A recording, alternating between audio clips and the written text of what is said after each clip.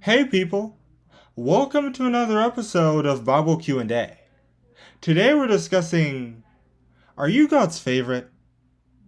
We all know that God loves humanity as a whole, according to that famous John chapter 3 verse 16.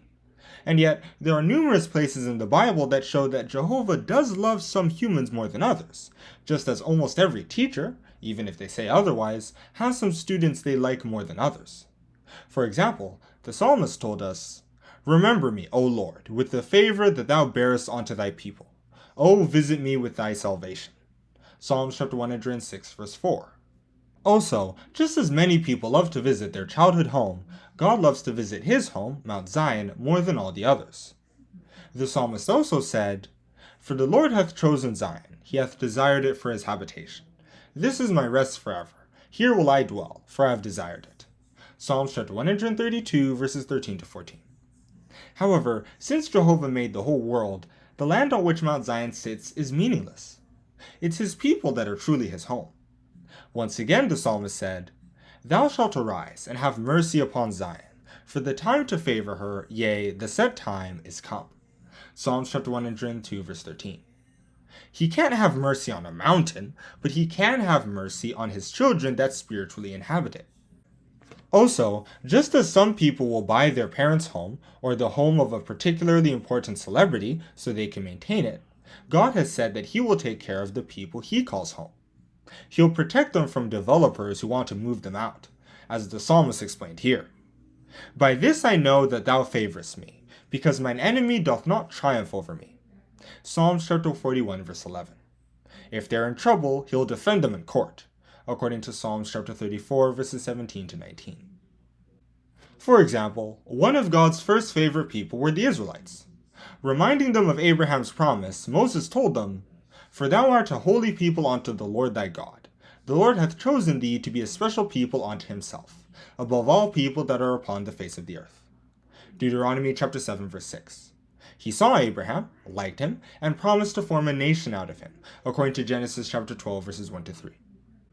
He then found another favorite person in David, according to 1 Samuel chapter 13 verse 14. Not only would David replace Saul as king, but from him would come the man who would save the world, according to Matthew chapter 1.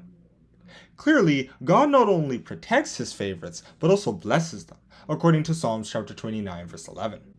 With that in mind, how does one become God's favorite? How do others know whether someone is his favorite or not? What even happens to them? Here are some signs that someone has become this deity's pet. First, if you want to be God's favorite, you have to learn about him. Teachers love students who are interested in their classes. That's why God gave Solomon so many blessings in 1 Kings chapter 3, and that's why Solomon in turn told his subjects to seek for wisdom in Proverbs. "She is more precious than rubies, and all the things thou canst desire are not to be compared unto her." Proverbs chapter 3 verse 15. After all, financial wisdom is what allows you to acquire wealth to begin with, let alone spiritual wisdom that gives you access to even higher stuff, according to Matthew chapter 6 verses 19 to 21. You also have to believe in him, even when his promises seem unlikely.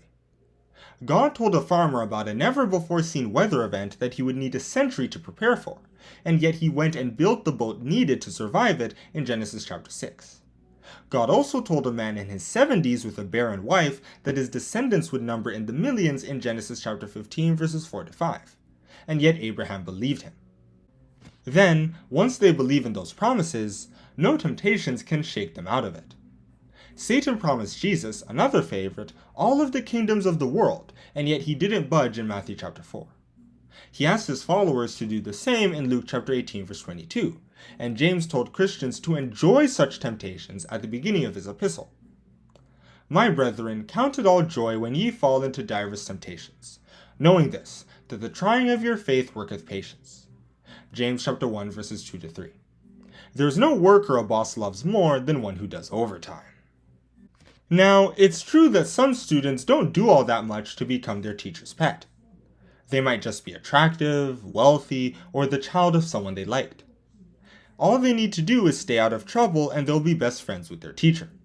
However, a lot of God's favorites have to put in a lot of effort to get close to him before they even have a chance of getting picked. It's like how Esther was prepared for a year to have a chance at becoming the king's wife in Esther chapter 2 verse 12. And then King Ahasuerus picked her as his queen out of all the others, who also spent a year preparing to join him in his court. The text reads, "And the king loved Esther above all the women, and she obtained grace and favor in his sight more than all the virgins, so that he set the royal crown upon her head, and made her queen instead of Vashti." Esther chapter 2 verse 17. Thus, even if God has favorites, it doesn't mean he gives them less work. Christians either have to get picked by God first and spend years trying to prove it was worth it, or they have to spend years proving they've earned a call from Jehovah. And after all, even teachers' pets still have to write their exams. But one major benefit about being God's favorite is that you receive a lot of his mercy, just as teachers' pets don't get told off as much.